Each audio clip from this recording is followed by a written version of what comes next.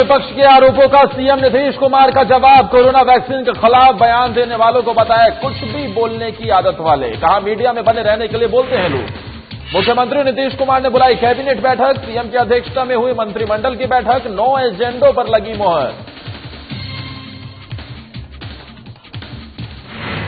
Patna city में गरीब असहायों के बीच कंबल का हुआ वितरण। मोहन सिंह की पुण्यतिथि के मौके पर की गई मदद। समाजसेवी मोहन सिंह जरूरतमंदों की थे आवाज।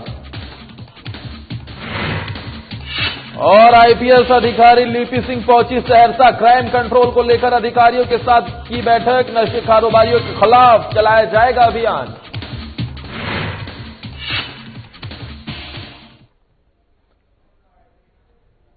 नमस्कार, रात के 8 बज रहे हैं। वक्त बिहार एक्सप्रेस का हो चला है। मैं हूं आदर्श तिवारी। शुरुआत करते हैं राजधानी से, जहां के अधिवेशन भवन में बिहार सरकार की ओर से जल जीवन हरियाली दिवस मनाया गया।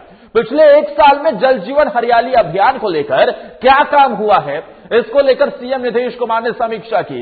इस मौके पर CM Nitish Kumar, deputy CM Tarkishore Prasad, deputy CM Renu Devi समेत कई मंत्री मौजूद रहे। जल जीवन हरियाली कार्यक्रम में सीएम ने अधिकारियों को जमकर फटकार लगाई है। सीएम ने मंच से ही सरकार के कामों पर सवाल उठाने वाले अधिकारियों को फटकार लगाते हुए कहा कि पहले जो काम दिया गया है उसे पूरा कीजिए। पेड़ लगाने के मिशन को लेकर पूरा आंकड़ा एक बार फिर से पढ़िए। हम लोगों ने 2010-11 से ही स्कूलों में पेड़ लगाने पर काम किया है। आपको नहीं पता है तो एक बार पता कीजिए, फिर इस पर अपनी राय दीजिए। इस कार्यक्रम में लोगों से पर्यावरण की सुरक्षा के लिए कई तरह की शपथें भी दिलवाई गई हैं। हर साल कम से कम 1 पौधा लगाकर उसकी देखभाल करने का संकल्प लिया गया।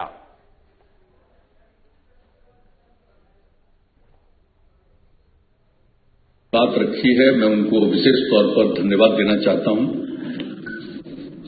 और जो जल जीवन हरियाली अभियान की शुरुआत की गई, इसके बारे में आप सब लोग परिचित हैं। हमारे जितने उपस्थित हैं यहां पर, मीडिया के बंधु, पत्रकार मित्र, सभी छायाकार बंधु, सभी लोग इस बात से परिचित हैं कि किस तरह से बिहार में जल जीवन हरियाली अभियान की शुरुआत की गई और उसके विभिन्न पहलुओं के बारे में यहां पर सब लोगों ने अपनी अपनी चर्चा कर दी। उधर कांग्रेस के बिहार प्रभारी शक्ति सिंह गोहिल के इस्तीफे की पेशकश के बाद बिहार की राजनीति गरमाई हुई है। बिहार की डिप्टी सीएम रेणु देवी ने कहा है कि कांग्रेस को काम करना नहीं आता। गरीबी उन्मूलन करते करते वो अपना उन्मूलन कर रहे हैं। यहां पर जनता उन्हें चाहती ही नहीं है। जनता देख रही है उन्हें 70 सालों में उन्होंने क्या किया है। जनता जिसको चाहती है उसको प्लेटफॉर्म देती है। जब यहां जगह नहीं है तो बेजगह ही होंगे।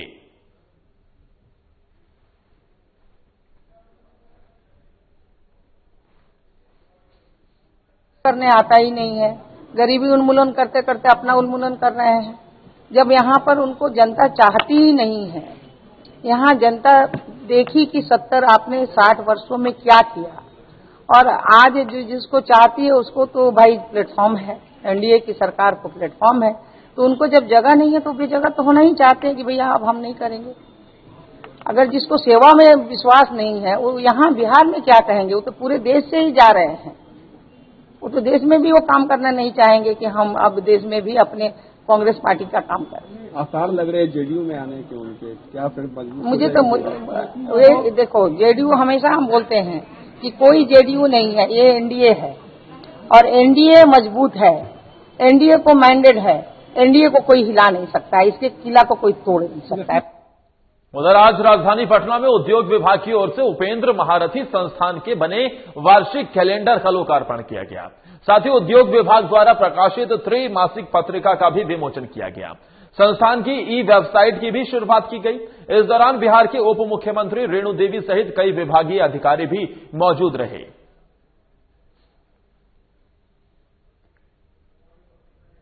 देखिए, आज से उपेंद्र महारथी शिल्प अनुसंधान संस्थान का पटना अपने में ई कॉमर्स पोर्टल अभी आज स्टार्ट हुआ है, ठीक है, और उसका शुभारंभ आज हुआ है। और उसमें आप तो जानते हैं कि हमारे अंतर्राष्ट्रीय पहचान में कितना बड़ा काम है। उपेंद्र महारथी शिल्प अनुसंधान के माध्यम से शिल्प में हम विकास के लिए डिजाइन, डेवलपमेंट, कच्चा माल से लेकर बाजार की सुविधा, साथ साथ हम शिल्पी और तमाम वित्तीय जरूरतों को भी हम पूरा करते हैं। और ये पूरे विश्व में हम लोग चाहते हैं कि हमारा शिल्पी हर जगह जाए और राज्य के 15 स्थलों पर 1-1 करोड़ की लागत से शिल्प समान सुविधा केंद्र के लिए अंतिम चरण में है और राज्य सरकार इन कोशिशों को फलाफल भी दिखाई देने लगा है। मधुबनी पेंटिंग तो अंतर्राष्ट्रीय पहचान कायम हो चुकी है। बिहार विधानसभा चुनाव के बाद पहली बार तेजस्वी यादव धन्यवाद यात्रा पर निकलेंगे। ये यात्रा मकर संक्रांति के बाद शुरू होगी। इस दौरान तेजस्वी यादव बिहार के हर विधानसभा में जाकर लोगों से मिलेंगे और जीत के लिए धन्यवाद देंगे। साथ ही मौजूदा सरकार के बारे में भी जनता को बताएंगे।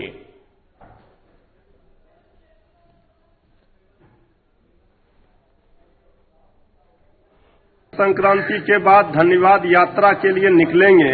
बिहार की जनता का आभार प्रकट करेंगे, धन्यवाद देंगे और इस मैनेज मैंडेट से बनी सरकार का भी पोल खोलेंगे कि किस तरह से इन लोगों ने जनमत घोटाला करके सरकार बनाई है। ये अपराध पूरी तरह से बेलगाम है। अपराध पर नियंत्रण सरकार नहीं कर पा रही है। अपराधियों के कोहराम से जनता कराह रही है। 19 लाख रोजगार का क्या हुआ जो वादा किया था एनडीए सरकार ने। इन सारे मुद्दों को लेकर सरकार को भी घेरेंगे और जनता को भी धन्यवाद और आभार प्रकट करेंगे। विरोधियों के पेट में दर्द क्यों हो रही है? हमारे विरोधी बेचैन हैं, इसलिए बेचैन हैं कि उनको पता है कि मैनेज मैंडेट का पोल तेजस्वी यादव खोल देंगे। और यहां रुक रहे हैं ब्रेक के लिए। ब्रेक के उस पार खबरों का सिलसिला लगातार जारी रहेगा।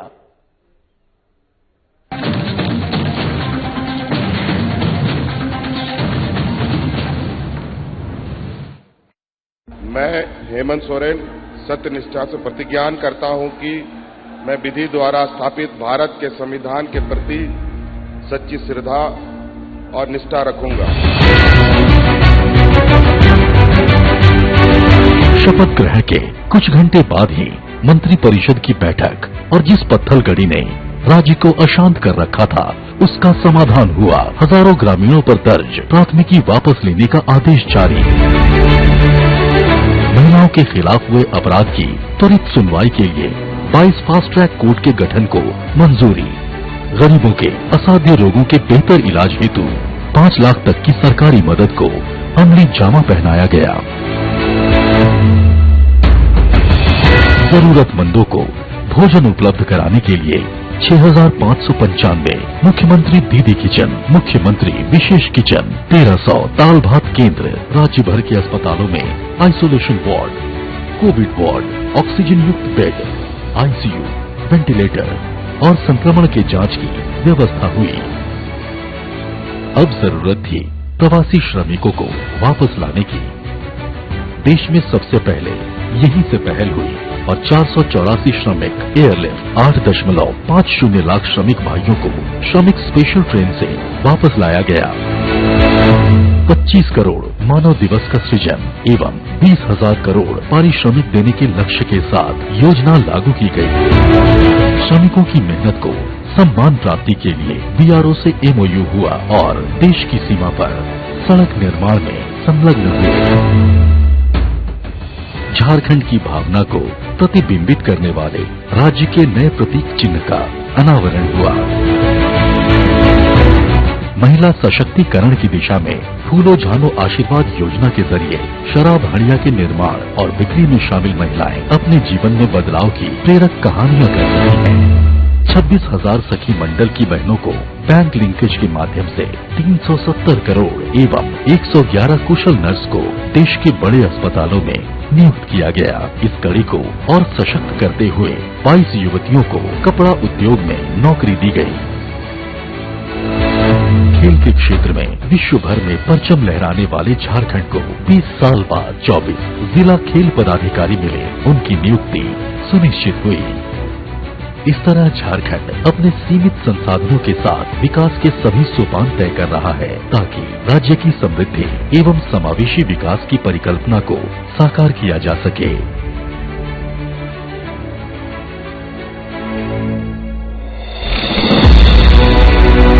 आइए साथ चलें, नए झारखंड की राह चलें।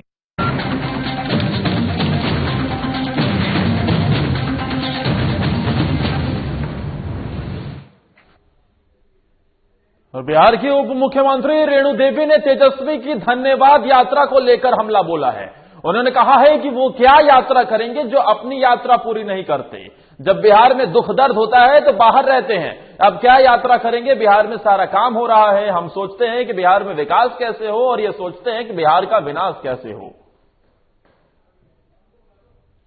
यात्रा करेंगे जो अपनी यात्रा पूरा नहीं कर पाते हैं। जब बिहार में दुख दर्द होता है तो वो बाहर रहते हैं, अब क्या यात्रा करेंगे? अब तो सारा काम हो रहा है।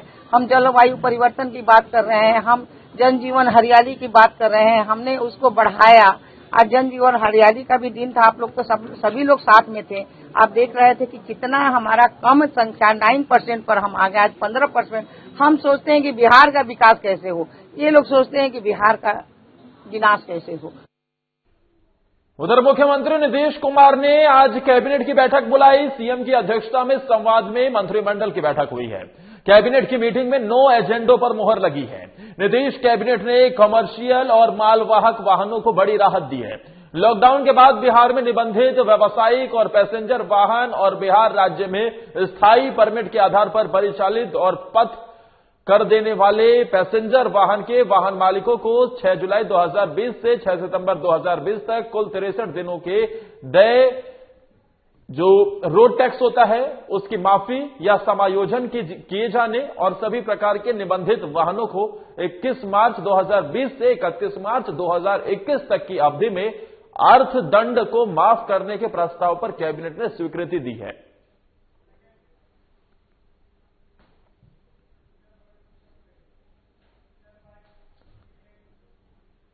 मधेपुरा में हर योजना में भ्रष्टाचार चरम पर है। ऐसा लगता है कि मानो लूट की छूट दे दी गई हो। यह हम नहीं कहते हैं, ये सरकार की महत्वाकांक्षी योजनाओं का हर्ष बताती है। योजना के नाम पर पैसे निकाले जाते हैं, लेकिन सालों बीतने के बाद भी योजना पूरी नहीं होती है। इस मामले पर देखिए हमारी एक खास रिपोर्ट। ये है पुरानी प्रखंड का कृषि कार्यालय। नाम दिया गया है ई किसान भवन। नाम के अनुसार ये प्रखंड के किसानों के लिए हर सुविधा से लैस भवन होना चाहिए, लेकिन 5 साल बाद भी ये भवन अधूरा है। इस भवन को 2014-15 में ही बनकर तैयार होना था। इसकी लागत 50 लाख थी, लेकिन ये अब तक नहीं बना है। ई किसान भवन नहीं होने से कृषि विभाग के अधिकारी और कर्मचारी को तो परेशानी होती ही है, साथ ही किसानों को भी अपने काम के लिए परेशान होना पड़ता है।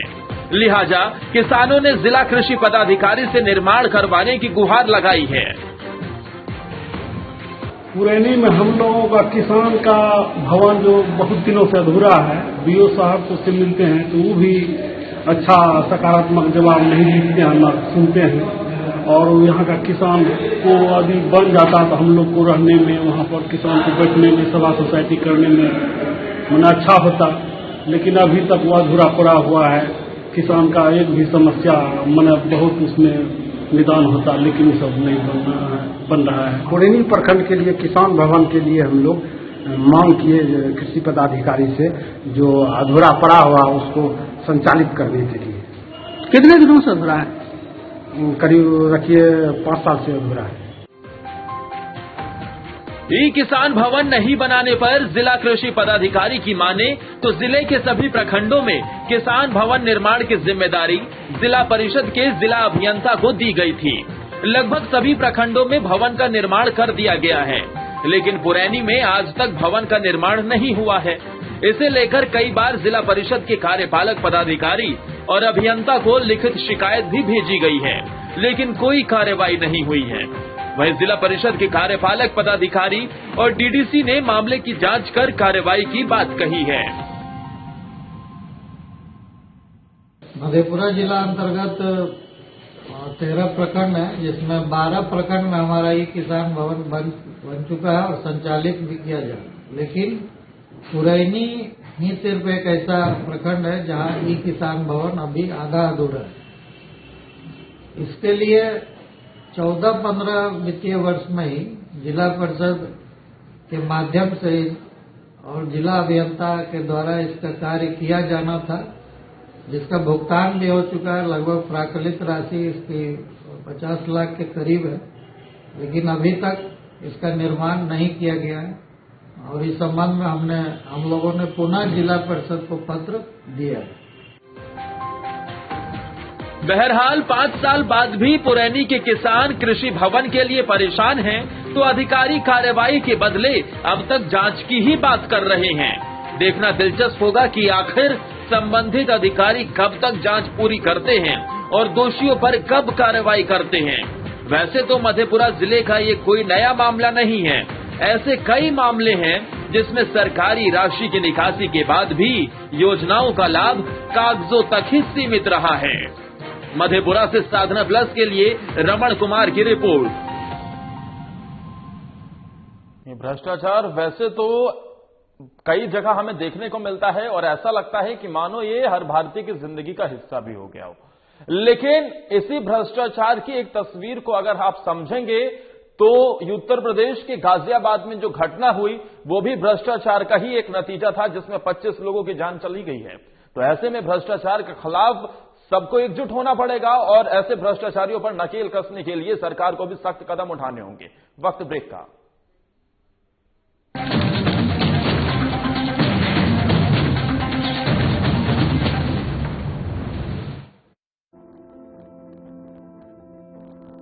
कोरोना का संकट अभी टला नहीं है, इसलिए लापरवाही बिल्कुल नहीं। जब भी घर से बाहर निकलें, मास्क जरूर लगाएं। दूसरी बात, एक दूसरे से कम 2 गज की दूरी बनाएं। और तीसरा, अपने हाथों को साबुन से अच्छी तरह बार बार धोएं। यदि हम इन सभी मुख्य बातों पर अमल कर लें तो कोरोना वायरस के संक्रमण से बच सकते हैं और हमारा राज्य कोरोना मुक्त हो सकता है। मेरे प्यारे झारखंड वासियों, कोरोना का जंग अभी जारी है। हम और आप मिलकर ही इस जंग को जीत सकते हैं। इसलिए सरकार द्वारा दिए जा रहे निर्देशों का पालन करें और विश्वास रखें, हम और आप मिलकर जरूर इस जंग को जीतेंगे। सूचना एवं जनसंपर्क विभाग, झारखंड सरकार द्वारा जनहित में प्रसारित।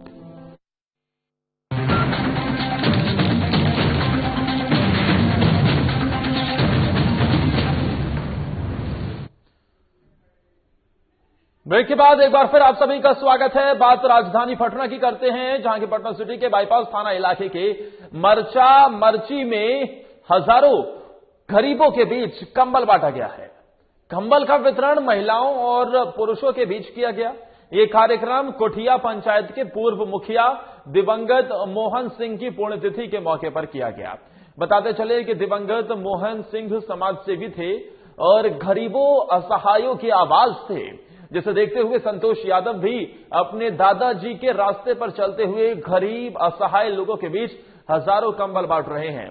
साथ ही संतोष यादव का कहना है कि कड़ाके की ठंड से गरीबों को, असहायों को काफी दिक्कतों का सामना करना पड़ता है, जिसे देखते हुए कंबल का वितरण किया गया और आगे भी यही काम करते रहेंगे।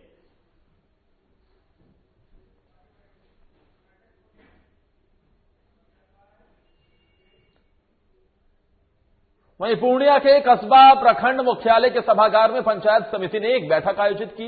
विधायक आफाक आलम की अध्यक्षता में बैठक हुई। बता दें कि कई समस्याओं को लेकर विशेष रूप से इसमें चर्चा की गई है। इस बैठक में अलग अलग पंचायतों से आए जनप्रतिनिधियों ने अपनी अपनी समस्याओं से पदाधिकारियों को अवगत कराया।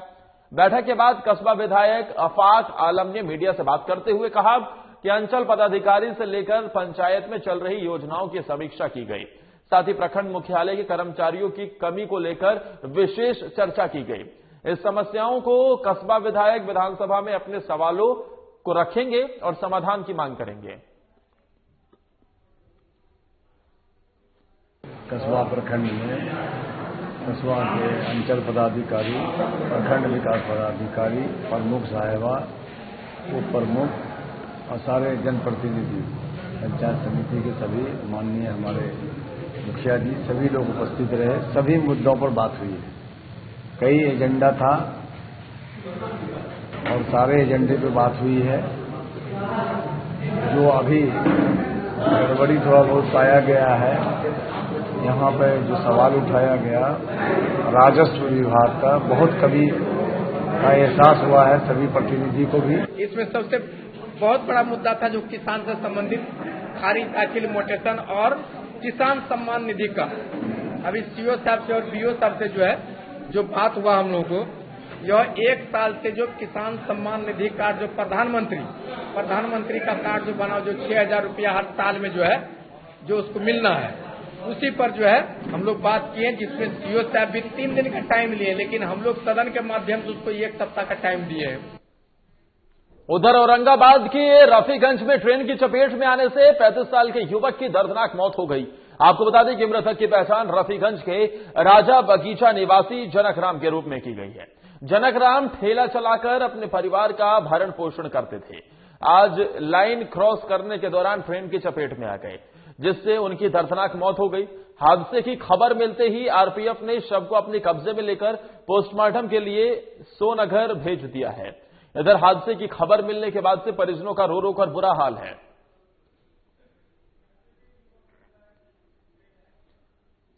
वहीं लखीसराय के बेहटा गांव के पास सड़क हादसे में एक व्यक्ति की मौत हो गई, वहीं एक युवक गंभीर रूप से घायल हो गया। जानकारी के मुताबिक मुंगेर जिले के तारापुर निवासी गौतम कुमार और राहुल कुमार बिहार शरीफ से वापस अपने घर जा रहे थे। इसी दौरान बेहटा के पास अज्ञात वाहन ने टक्कर मार दी, जिससे एक की मौत हो गई, वहीं एक गंभीर रूप से घायल है। घटना के संबंध में पुलिस को ग्रामीणों ने सूचना दी। सूचना मिलते ही रामगढ़ की पुलिस घटनास्थल पर पहुंची। दोनों घायलों को सदर अस्पताल लखीसराय में भर्ती कराया, जहां गौतम कुमार को डॉक्टरों ने मृत घोषित कर दिया। वहीं राहुल कुमार को प्राथमिक उपचार के बाद बेहतर इलाज के लिए पटना रेफर कर दिया गया है। हुआ मैं गश्ती में था तो किसी आदमी ने बताया कि बेहटा के आसपास मोटरसाइकिल दुर्घटना होना है।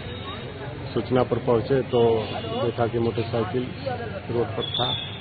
उसके बाद 2 लड़का रोड के नीचे था, देखे कि एक लड़का बैठा हुआ है और दूसरा भी ज्यादा डैमेज था, गिरा हुआ था। दोनों का इलाज के लिए लाया सदर। औरंगाबाद के मदनपुर धर्मशाला में हस्ताक्षर अभियान चलाया जा रहा है। बता दें कि यह अभियान त्रिस्तरीय पंचायत प्रतिनिधि के वेतन बढ़ाने और पेंशन निर्धारित करने के लिए चलाया जा रहा है। इस दौरान प्रखंड स्तरीय बैठक भी आयोजित की गई, जिसकी अध्यक्षता और संचालन वार्ड सदस्य के प्रखंड अध्यक्ष धनंजय कुमार और सरोज कुमार ने की। इस मौके पर मुख्य अतिथि के रूप में विधान पार्षद राजन सिंह भी शामिल हुए। वहीं संबोधन के दौरान राजन कुमार सिंह ने जमकर बिहार सरकार पर हमला बोला है। हमारे त्रिस्तरीय पंचायत प्रतिनिधियों को वेतन वृद्धि एवं पेंशन निर्धारण हेतु हमारा जो है हस्ताक्षर अभियान चल रहा है। जो हस्ताक्षर अभियान के द्वारा माननीय मुख्यमंत्री जी को हमने समर्पित करेंगे और हम क्वेश्चन 2-3-2020 को उठाए थे, जिसमें हम कहे थे माननीय मुख्यमंत्री जी को कि हमारे त्रिस्तरीय पंचायत प्रतिनिधियों का वेतन न के बराबर मिलता है, इसीलिए हमारे पंचायत प्रतिनिधियों का वेतन 10 गुना वृद्धि हो और पेंशन कम से कम 2,500 रुपया प्रति माह पेंशन के रूप में दिया जाए। मुख्यमंत्री नीतीश कुमार के गृह जिले नालंदा में पुलिस की लापरवाही से स्थानीय लोग परेशान हैं। सोमवार की देर रात राजगीर थाना क्षेत्र के पंडितपुर गांव के पास बाइक की टक्कर में एक युवक की मौत हो गई। घटना की सूचना ग्रामीणों ने थाना अध्यक्ष को दी, लेकिन 8 घंटे बीत जाने के बाद भी राजगीर थाना पुलिस घटनास्थल पर नहीं पहुंची। इसी बात से आक्रोशित ग्रामीणों ने मंगलवार की सुबह सिलाव थाना क्षेत्र के सीमा गांव के पास शव को सड़क पर रखकर आगजनी करते हुए बिहार शरीफ राजगीर मार्ग को जाम कर दिया। परिजनों ने बताया कि देर रात वो किसी काम से राजगीर जा रहा था। इसी दौरान पंडितपुर के पास तेज रफ्तार से आ रही बाइक ने टक्कर मार दी, जिससे मौके पर ही उसकी मौत हो गई। सड़क जाम की सूचना मिलते ही डीएसपी मौके पर पहुंचकर लोगों को कार्रवाई का भरोसा दिलाते रहे। तब जाकर आक्रोशित हुए लोग शांत होकर जाम हटाने को तैयार हुए।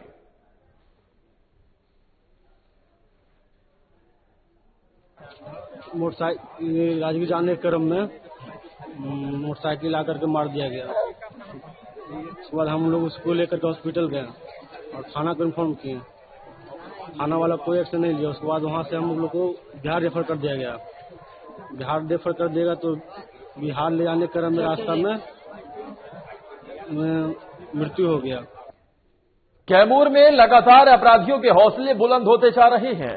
मामला भभुआ शहर में नगर पालिका के पास का है, जहां सब्जी खरीद रहे एक मोबाइल दुकानदार को अज्ञात अपराधियों ने गोली मार दी। जिससे मोबाइल दुकानदार गंभीर रूप से घायल हो गया और वो गिर पड़ा, जिसके बाद उसे अस्पताल में भर्ती करवाया गया, जहां इलाज के समय मोबाइल दुकानदार ने दम तोड़ दिया। घटना की सूचना मिलते ही भभुआ थाना प्रभारी और अनुमंडल पुलिस पदाधिकारी मौके पर पहुंचे और लोगों से पूछताछ शुरू की। कदम आगे से सब्जी की दुकान पे सब्जी ले रहे थे। हाँ। वहाँ पे दो बंदा ने स्पीड में आया, मुंह बंधा हुआ था। हाँ। अब उसको गोली मारा, तुरंत नगर पालिका में घुस गया अंदर। कौन चीज से था सर? मोटरसाइकिल से, पल्सर मोटरसाइकिल था, 2 लोग था, ब्लैक कलर का जैकेट। दोनों पे एक ही बाइक पे 2 लोग थे, एक ही मोटरसाइकिल, एक पल्सर। ये क्या कर रहे थे वहाँ पे? हम लोग इस तरह मान लीजिए पीछे रोड है, सब्जी ले रहे हैं ठेला पे, आया पीछे से गोली मारा, गिर गए पूरा एकदम। ये कहाँ थे? सब्जी ले रहे थे ठेला पे। सब्जी ले रहे थे जी। तो अभी क्या स्थिति है? मृत्यु हुई है। लेकिन मैडम अभी क्या लोग बता रहे हैं कैसे गोली लगा है, कहाँ पे लगा? बता नहीं पा रहे। उधर समस्तीपुर के दलसिंह सराय में अपर जिला एवं सत्र न्यायाधीश राजकिशोर पांडे के अवकाश ग्रहण करने के मौके पर सिविल कोर्ट के प्रांगण में अपर मुख्य न्यायिक दंडाधिकारी सह सब जज प्रथम आनंद अभिषेक की अध्यक्षता में सोशल डिस्टेंसिंग का पालन करते हुए एक विदाई सह सम्मान समारोह का आयोजन किया गया। समारोह को संबोधित करते हुए न्यायिक अधिकारियों ने पांडे के कार्यों की सराहना करते हुए उनके उज्जवल भविष्य की कामना की और संयुक्त रूप से माला, पाग, चादर और अंगवस्त्र देकर, बुके देकर उन्हें सम्मानित किया।